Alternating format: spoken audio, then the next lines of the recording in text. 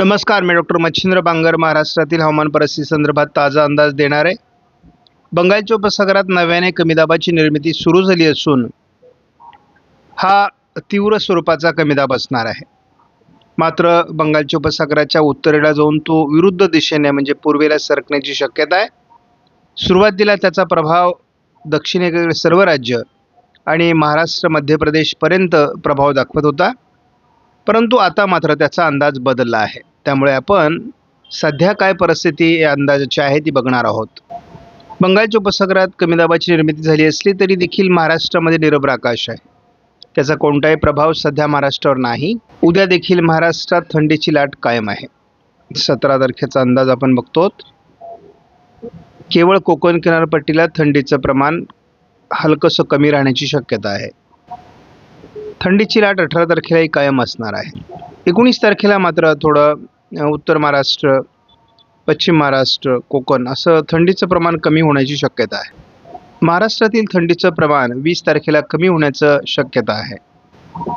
महाराष्ट्राच्या उत्तरेकडून आपण थंडीचं हलकं प्रमाण दिसतंय, परंतु दक्षिणेकडून थंडीचं प्रमाण कमी होऊ लागलं आहे। आपण बघतो की महाराष्ट्रातील थंडी बऱ्यापैकी 22 तारखेला कमी होईल।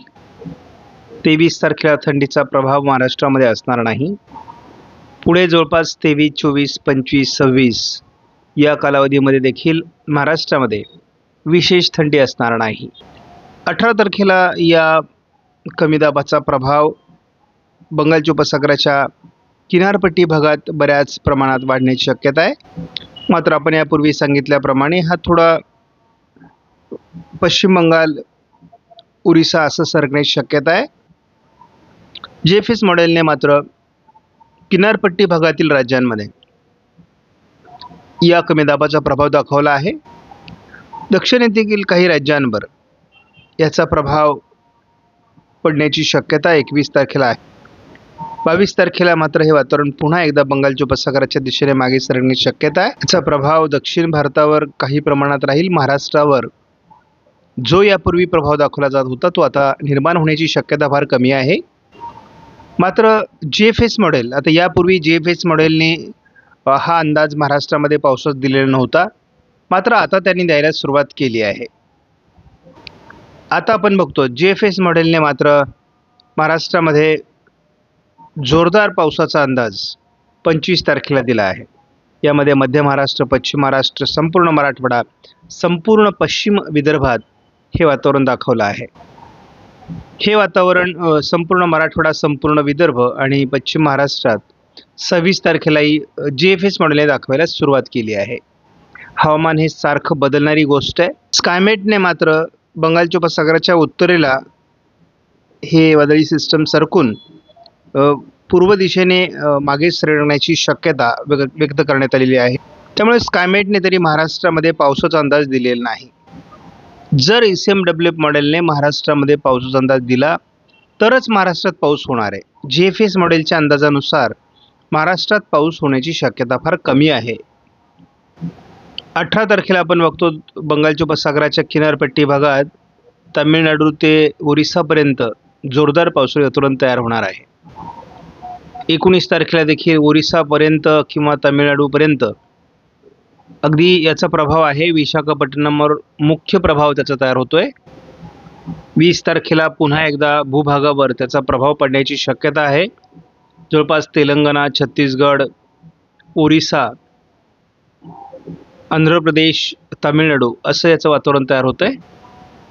21 तारखेला अतिशय प्रभावी अशा प्रकारचं वातावरण संपूर्ण बंगालच्या उपसागराच्या किनारपट्टी भागात पूर्वेकडे तयार होतंय। एक मोठा पावसाळी प्रभाव महाराष्ट्रात निर्माण होणं अपेक्षित होतं, परंतु हे संपूर्ण वातावरण थोडं उत्तरेला सरकल्यामुळे हा अंदाज बदलतोय। आपण बघितलं की साधारण 22 तारखेला हे पूर्व भारताकडे आणि बंगालच्या उपसागराच्या पूर्वेला निघण्याची शक्यता आहे। 23 तारखेला याचं अस्तित्व देखील संपून जाणार आहे। जवळपास आपण 30 डिसेंबरपर्यंत जरी अंदाज बघितला तरी ECMWF मॉडेलने महाराष्ट्रातील पावसाचा अंदाज मागे घेतला आहे। त्यामुळे महाराष्ट्रात पाऊस होईल असं वाटत नाही। जरी GFS मॉडेलने महाराष्ट्रात पावसाचा अंदाज दिला असला तरी देखील या वादळी प्रणालीचा आपण धावता अंदाज घेतला तर सुरुवातीला ती विशाखापट्टणम विजयवाडाच्या दिशेने सरकण्याची शक्यता आहे. बंगालच्या उपसागराच्या किनारपट्टी भागातून ती बऱ्याच अंशाने उत्तरेला सरकून पूर्व भारताकडे जाण्याची शक्यता आहे. हा अंदाज आपण सकाळी देखील बघितलेला आहे. कालपर्यंत मात्र हा अंदाज महाराष्ट्रासहित दक्षिण भारतावर प्रभावी राहण्याची शक्यता होती, परंतु अचानकपणे हे वातावरण बदलत आहे आणि साधारणपणे आपला हे होण्याचं मुख्य कारण आहे की ईशान्य मान्सूनचा जो कालावधी आहे तो संपत आलेला आहे. साधारण 30-31 डिसेंबरपर्यंत हा कालावधी असतो आणि त्यामुळे ईशान्य मान्सूनचा जो ईशान्येकडून वादळी प्रभाव आहे तो कमी होतो आणि त्यामुळे विरुद्ध दिशेने हे वातावरण फिरण्याची शक्यता राहते. आपण ECMWF मॉडेलनुसार एकत्रित अंदाज जर बघितला जवळपास 30 तारखेपर्यंतचा, तरी देखील महाराष्ट्रात कोणत्याही प्रकारचं पावसाळी वातावरण नाही. 21 तारखेला किंवा 20 तारखेला दुपारनंतर थोडं पूर्व विदर्भाच्या दिशेने ढगाळ वातावरण असण्याची शक्यता आहे. मात्र त्याचा फार प्रभाव महाराष्ट्रात तयार होईल असं वाटत नाही. एकूणच हे संपूर्ण वातावरण पूर्व भारताकडे विरुद्ध दिशेने निघून जात असल्यामुळे महाराष्ट्रावरचा त्याचा प्रभाव संपला आहे. विशाखापट्टणम किंवा विजयवाडाच्या दरम्यान 20 तारखेला असलेलं हे वातावरण सुरुवातीला थोडं छत्तीसगड, ओरिसा, आंध्र प्रदेशवर प्रभावी होत आहे आणि जसं जसं तो उत्तरेकडल्या किंवा पूर्व भारताकडे सरकेल तसा त्याचा प्रभाव वाढतोय. मात्र ते विरुद्ध दिशेने जात असल्यामुळे महाराष्ट्रावर त्याचा फार परिणाम होताना दिसत नाही. आपण 21-22 तारखेला बघतो पश्चिम बंगालच्या किनारपट्टीच्या दरम्यान एक वादळी परिस्थिती निर्माण होते आणि ती विरुद्ध दिशेने पूर्वेकडे सरकते आणि म्यानमारकडे सरकल्यानंतर मात्र त्याचा प्रभाव देखील कमी होतो. त्यामुळे एकूणच भारतीय भूभागावर या कमी दाबाचा फार प्रभाव तयार होत नाही आणि पुढेही भविष्यामध्ये ईशान्य मान्सूनचा प्रभाव कमी होत जाणार असल्यामुळे विशेष पावसाची नोंद महाराष्ट्रामध्ये ईशान्य मान्सूनच्या वातावरणामुळे होणार नाही. आता यापुढे उत्तर भारतामध्ये WD आल्यास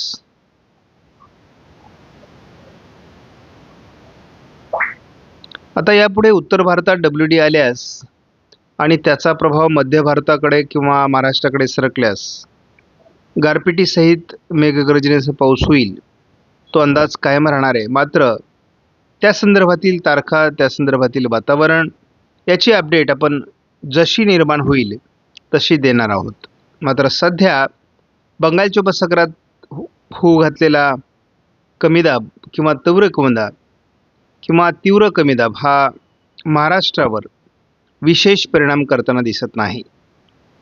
आपणास व्हिडिओमधील माहिती महत्त्वपूर्ण वाटल्यास लाईक करा, शेअर करा, चॅनलला सबस्क्राईब करा. धन्यवाद. जय हिंद, जय महाराष्ट्र, जय बळीराजा.